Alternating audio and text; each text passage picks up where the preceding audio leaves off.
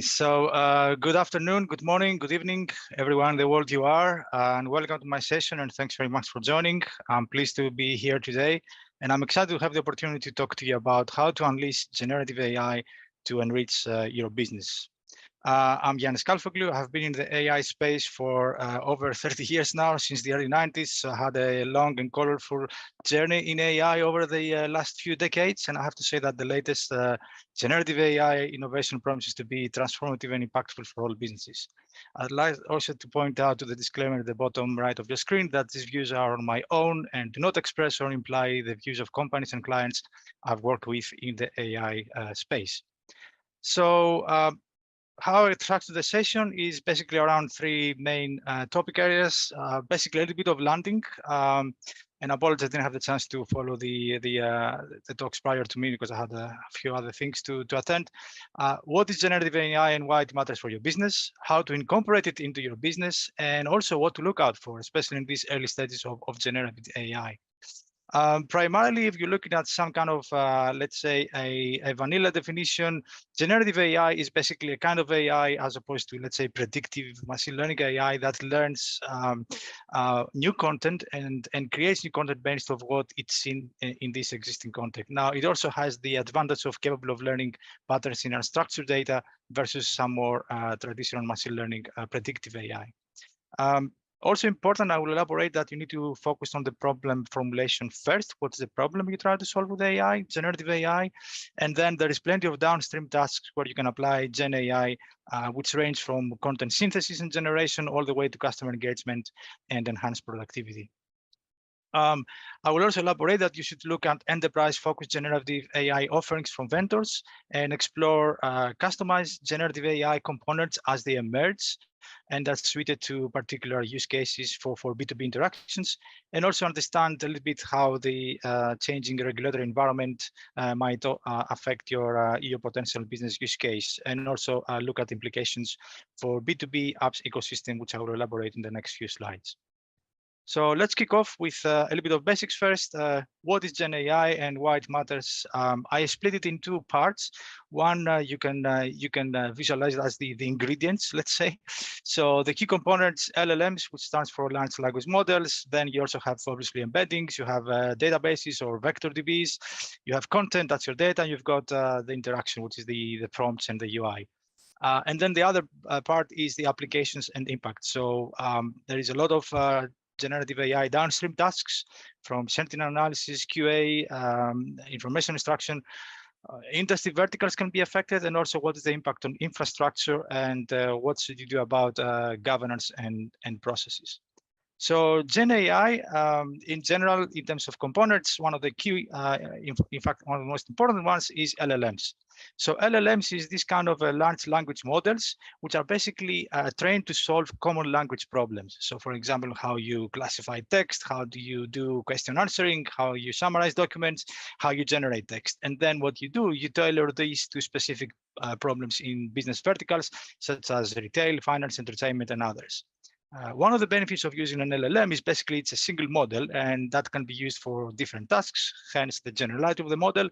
And that means that when you need to fine tune it, the process requires minimum field data, and performance is, at least in theory, continuously growing with more data and parameters, even though lately we've seen some innovations in this space, which you don't really need to keep feeding new data and parameters constantly. I also like to point your attention to the fact that Gen AI is not exactly relatively new. It's basically a branch of deep learning. And if I find my, there you go, laser pointer here, this kind of evolutionary tree, very inspiring visual from researchers a few months ago.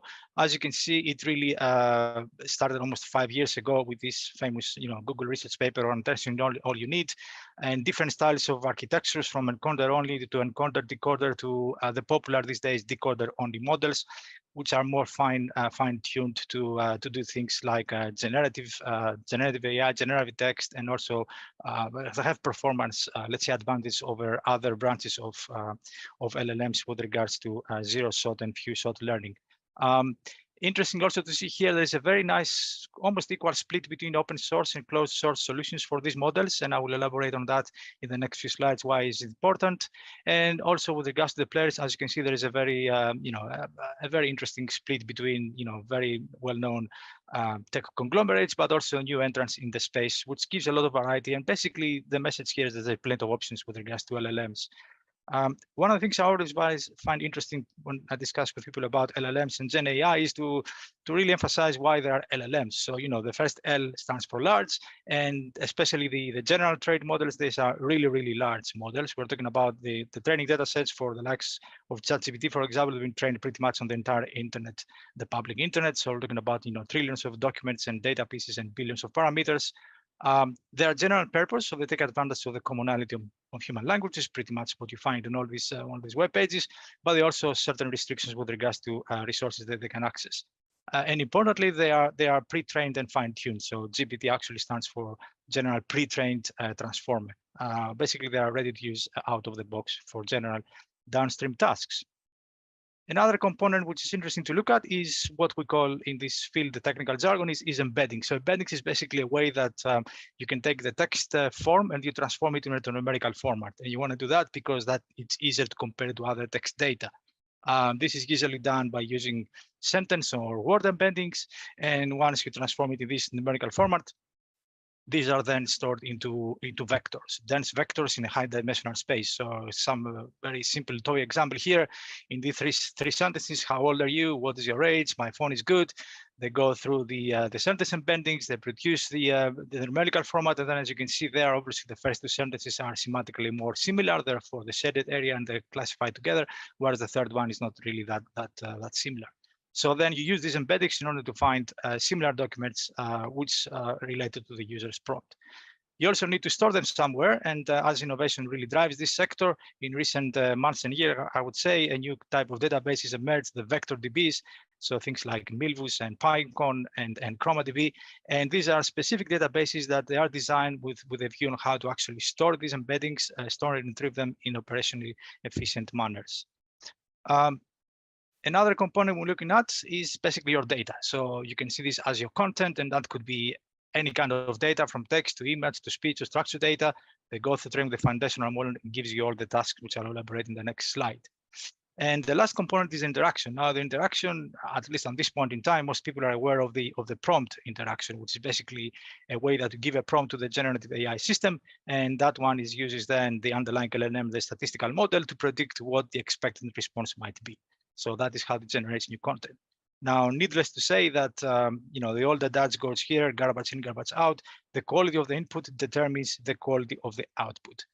Therefore, in recent years, well, actually, I would say months rather, we have seen a lot of things with regards to how you can do prompt designs, how you can better put these instructions together so that content that passed on to LLM achieves desired tasks. And also there is a kind of maybe, who knows, maybe a new branch emerging, the prompt engineering, which is basically how to develop and optimize those prompts for industrial scale enterprise grade use. Although I will have a slightly controversial view on that one in the next few slides. And then the last component is basically, how do you actually use them? So there is a variety of downstream tasks, which pretty much, if you take any of the modality, text, images, speech, you can have different applications in marketing, in code for generation documentation, images for image caption, image generation. Interestingly, in the first few months of actually using these tools, it looks like specialists in this field, they actually do report some productivity gains. So some of the surveys that I picked up in coding in particular, developers looks like they do like using ChatGPT and similar tools because it gives them the productivity gain of the 35 to 55% range. 92% of US-based developers in this survey from GitHub, they say they're using AI coding tools, and they're using primarily because they think it will offer an advantage at work in terms of better code quality, completion time, incident resolution, etc. In other areas such as marketing and creative content, we also see that ChatGPT and generative AI can be used to personalize the customer interaction. It can help you streamline the content generation, and it can also achieve one of the holy grails of marketing, which in terms of audience segmentation, achieve the audience, the segment of one, which is basically the holy grail of personalized marketing. I would also like to draw your attention in terms of applications to the industry verticals. So things like the the ChatGPT and other generative AI models on the foundational kind of form is basically very good for general purpose use, but not exactly purpose fit for custom use cases. And there you have to go into the world of proprietary LLMs, which is basically this idea of you own the data, it's proprietary data. In some cases, you even build the model yourself, or at least you build it on top of a general one, and it's customized to your own business case. So examples here, for example, in the financial industry could be things like an LLM learns market research and analytic methods, which can be used to inform investment decisions. So the work from the Bloomberg GPT, which were part of it was made public a couple of months ago. It's an interesting example. And rumors says that JP Morgan is also working on an index GPT. In the healthcare industry, an LLM there, a proprietary LLM can help can learn how to optimize combinations of medicines, for example, based on past decisions and current medical conditions. And there could be many more combinations. In terms of impact, this is an interesting, quite inspiring visual from the Andreessen Horowitz venture fund, which basically they come up with this kind of preliminary, because things are still yet to settle, so to speak, generative AI tech stack. So, for example, you have the lower layers, which is the typical kind of compute and infrastructure, how you provision the hardware and the platform to enable that. But then it's interesting, in the middle space, you have the models. Now, we already talked about the evolutionary tree and how you have the closed source, the open source models, but you also have the model hubs. Where do you host the model? Where do you retrieve it from? So the likes of Hugging Face obviously dominate there. But then in the app space, it's interesting. There is kind of this separation of, you have the end-to-end apps, which interacting with the proprietary models. So imagine here Midjourney, for example, and the ones which are interacting with general B2B and B2C applications, so the likes of Copilot and Jasper. Impact in terms of infrastructure, if you are in the business of doing AI, obviously you are pretty much up to speed with things like MLOps and DevOps, but AI stack for Gen AI might bring more considerations to the table. So for example, what is the provision capability you're going to have, what is going to be on-prem, on cloud, whether you're going to rely on the open source or versus commercial vendor. Interesting also is to look at the data. Especially with Gen AI, proprietary data seems to be making a lot of difference. So you have to consider things like what is the route you're going to follow with regards to the custody of the data or agency of the data, what is the platform and governance you need to consider. You have also to consider choices for the Gen AI model. Obviously, as I already showed you in that inspiring evolutionary tree, there is plenty of choices for LLMs. Picking the right one, it's an interesting exercise in itself.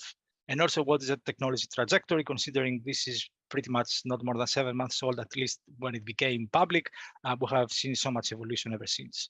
And last but not least, maybe all the rage for now, it's about the conversational AI and how you type all these nice prompts on ChatGPT. But for most of the enterprise use cases, more or less a B2B API would be the way to go. So you have to consider there what is the processes, the governance behind it, what is the operating model, and how do you support it. So how do you incorporate in your business then? So there is, again, I split them into sections. One is to consider your operating model, and the other one is what is the ecosystem you need to consider. So when it comes to the operating model, you have to go take into account things like the business case, the modalities. Gen AI is not just only about text. What is the software licensing framework you wanna go about, open source or commercial vendors? What is the provision capability? How do you deal with cost, and most importantly, the return on investment? Let's not forget, these things cost money, they're not for free. So how do you make money? And then what is the impact with regards to the usual trio between things like technology, process, and people. And on the ecosystem side of things, you want to consider things like a standard LLM app versus a modular one using third-party applications, whether you build it yourself or you partner with someone. Very important in this space is what is your moat? You need a moat because Gen AI is basically used by everyone. And of course, have a long-term view on Gen AI. So let's look into this more detail. So with the business case, what I would say is that you have to really understand what's the problem you try to solve. This is not about using Gen AI for the sake of using Gen AI. It's using Gen AI to achieve something. So it's a means to an end, it's not the end. So understand what is the business case. Don't be FOMO driven, FOMO, those not familiar, fear of missing out, but have a business case fundamental in mind. So what is the quantifiable metrics which will help you measure your success or not? Understand what is the addressable market. How do you calculate, retention and projection growth, if it is about customer engagement, transparent metrics, etc.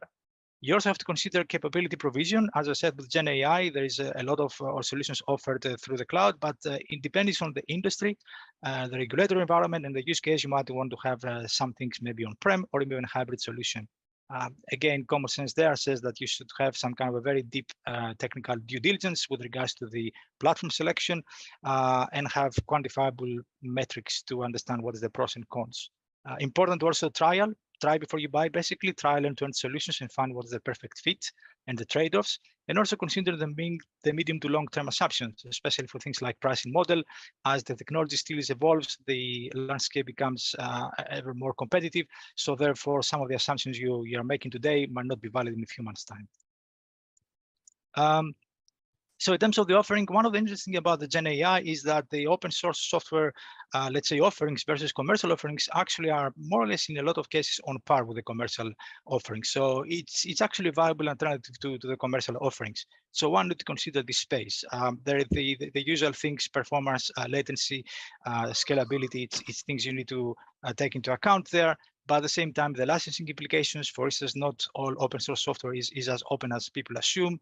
The longevity of solution, maybe some commercial vendor solutions have more longevity behind them because of the interest in the product lifecycle. Pricing model is also interesting. As I said, expect prices to go down. So maybe that shouldn't be your only consideration. Security considerations, and the other thing is with regards to bundled solutions. It's not unusual, but a lot of the Gen AI solutions from large technology vendors, they also happen to be the vendors who provide capability in terms of provision. So let's say cloud hosting and cloud enablement, and that's a solution as a bundled solution, but it commercially more attractive than a point solution from, let's say, an open source software solution. Cost and return on investment is very important. So we have seen a lot of things with regards to cost. Those not familiar, there is all this kind of a token-based pricing model. Well, tokens is this kind of chunks of text that, depending on how many of these chunks you feed into the model, you pay a certain price. So have a deep understanding of how that works, because it varies from vendor to vendor. So understand the scale dynamics. You might need to feed a few thousand documents or maybe a few million documents, and that will also have an impact on your cost. Also consider if you might need to retrain or do some extra inferencing on the model. That also incurs a cost, and most of the times is not the same as the standard token-based pricing model. And also some data costs there incurred, especially if you need to transfer data over or host them. But most importantly, it's all about the monetization, in my view. So if you are to use Gen AI, have an understanding of what is your monetization thesis. In other words, what is your return on investment after all this cost taken into account? And then the trio technology process people, that's pretty much well known for at least a couple of decades now. So I think at the moment there is too much focus of generative AI technology and its evolution and all these new innovations coming through, but not much thought is around the processes. How do you need to have, how do you actually insert, let's say, generative AI into your solutions in an organization? You probably need to change also some processes in order to achieve operational efficiency and maximize the potential of technology. And also have some kind of a people strategy. So Gen AI is not just only about the engineers and the prompters and developers, but a lot of people not really familiar with the technology will start using it. So you have a standard change management procedure, understanding how you upskill your personnel, maybe learning and development programs, maybe develop new standard operating procedures. And last but not least is the modalities. Gen AI is not just only about text to text, writing a prompt and getting back a text response as a generative AI. It's also all kind of modalities. So text to video, text to audio, text to image, text to task, and the reverse, image captioning, for example. So once you understand these modalities, that will also help you shape your business case accordingly. And I mentioned about the ecosystem considerations. So Gen AI, it's a team game, if I put it this way. It's not something which you can do on your own. So for instance, we've seen lately with interesting open source software offerings out there with LangChain and Llama Index and Haystack. There is a lot of application frameworks which allows you to actually combine the power of LLMs with general purpose specific applications. So it gives you a way of how you can do modular components, how you can follow common development pathways, and how you can make basically easier integrations with these end-to-end apps. Interesting also to explore the path of partnerships, especially if you conclude that you need to actually develop your own LLM to customize it, because building an LLM, it's quite costly, both in time and resources. But if this kind of sector-specific LLM has a communal benefit, maybe there is a case there for an alliance or partnership with your peers. Very important as well is to understand you need a mode. And that is because generative AI is largely accessible for all, literally for all. So, if you can access it and use it, then your competitors can also do the same. Therefore, what is your edge? So things like proprietary data, maybe a niche use case or customer loyalty, a new product, something along those lines you need to possibly consider in order to differentiate from the crowd. And last but not least, you need to have a long-term view. So Gen AI is not the end of the game. It's just one of the latest innovations in AI's long history, and something else will come. So basically, if this is an opportunity for you to invest long-term in AI capability, not really a short-term view, and build this capability to deliver value through AI. Right, now, these are all the good news. So what are the bad news, or maybe the considerations? So again, I split them into sections, technology related, operations related. So on the technology side, probably you heard it so many times, people talking about hallucinations. I don't necessarily like the term because it refers to hallucinations for humans. Machines don't hallucinate, but let's say for the sake of the argument, we're going to talk about hallucinations today. Prompting, integrations, and fine-tuning. And on the operations side, you need to be aware of regulations. What do you do with misinformation or disinformation, creeping downstream services, and then cybersecurity and adversarial uses. So when it comes to hallucinations in general, we know that generative AI from time to time might fabricate information and present it as if it is real. Now, technically, this is likely because the model is not trained on enough data, or is trained on enough data, but they're either noisy or dirty, or maybe it's not given enough content, or maybe there are not enough constraints. And we'll see in the next slide what you can do with that when this happens. Now, on the integration side, we also have seen that there is an ability to iteratively build and scale generative AI applications using, for example, the application frameworks, which is crucial for adoption. But then this enterprise frameworks, in my view, are still in its infancy. We haven't really seen a lot of enterprise-grade frameworks coming, especially for commercial vendors. So that's something to look out for, because we understand that it's really coming in the market in the next few months and years.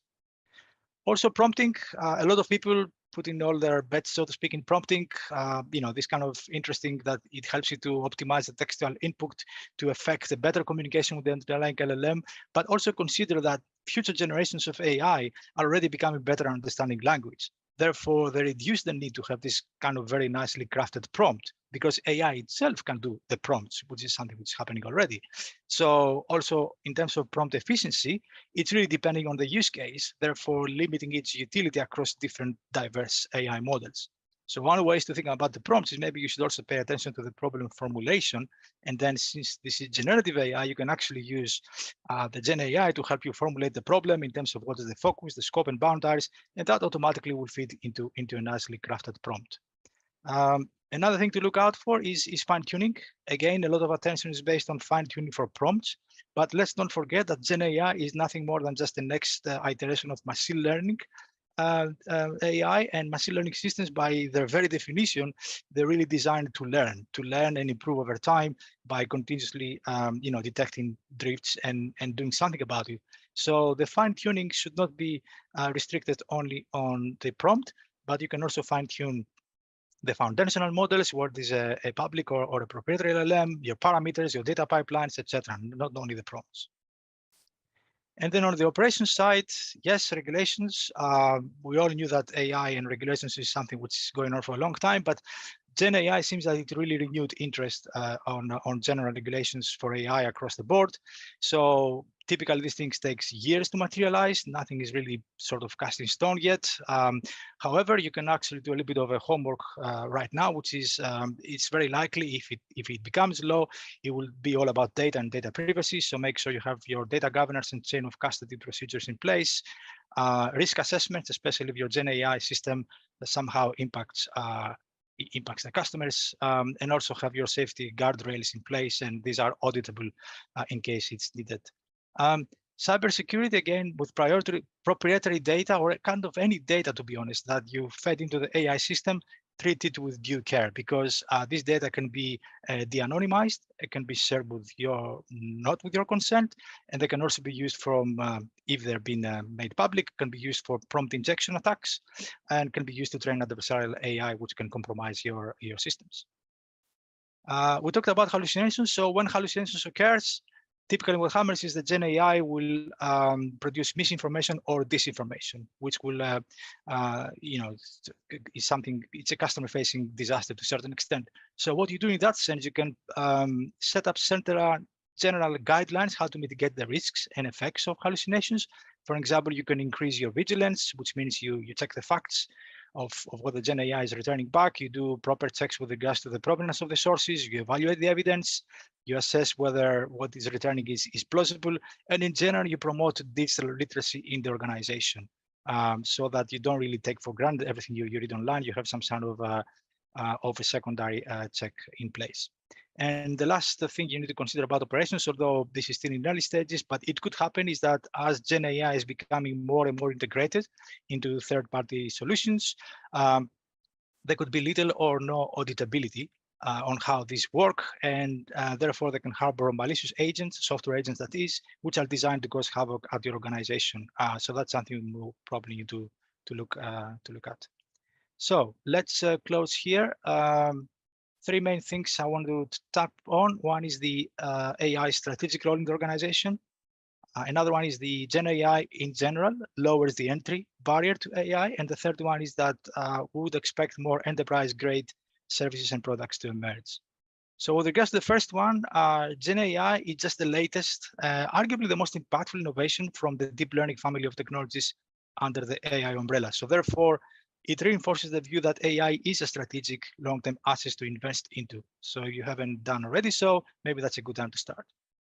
Also, Gen AI makes AI accessible to the masses with little or even no prior technical background in AI. Although that is great, at the same time for an organization, it does necessitate the need to have an operating model to understand how you're going to handle that and have the right governance etiquette.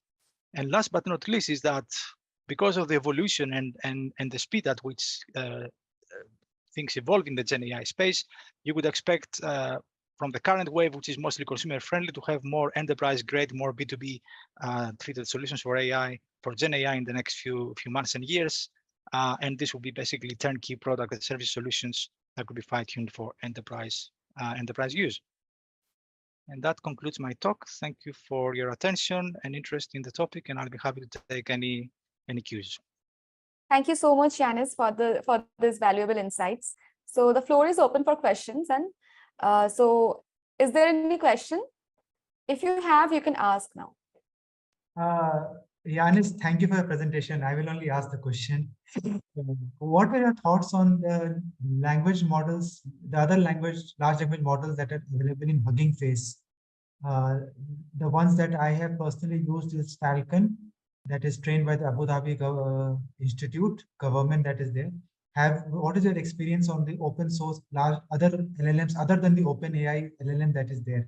Is it you can say an alternative, or is it just your thoughts on that? Yeah, sure, Mohammed. I think if I may switch back to that very busy visual, which I think is this one, and somehow I need to just give me a second. I need to get that sticker off. Yeah, as you can see, yes, the open source ones, you can see here, the shaded ones are actually quite a lot in recent years. And of course, the Hugging Face is one of the largest repos of AI and ML models globally.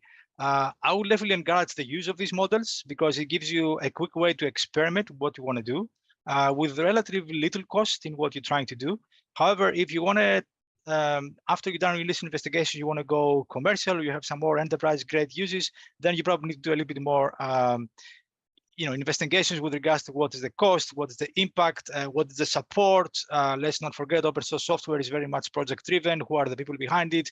Will they be supporting this model for 2 years down the line, or they just move on to do something else? So I would definitely encourage to use everything you see on things like Hugging Face, which is quite a popular, incredible platform. But at the same time, as you're going through the, let's say, in the enterprise scale of how you're going to build your Gen AI, then yeah, keep in mind you probably need to do a little bit more due diligence on the capabilities.